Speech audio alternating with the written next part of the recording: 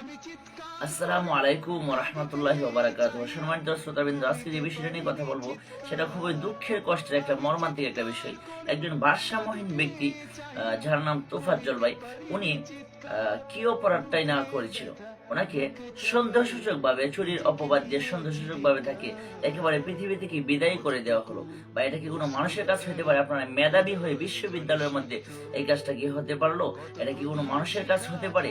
আপনারা এই মানুষটাকে একেবারে শেষ করে দিতে পারলেন। আল্লাহ রাব্বুল আলামিন বলেছেন, যদি কোনো ব্যক্তি চুরি করে, কোরআনের আইন হলো তার হাত কেটে দিতে হবে, কিন্তু তাকে একেবারে মেরে ফেলতে হবে এমন কোনো আইন কোরআনেও নাই।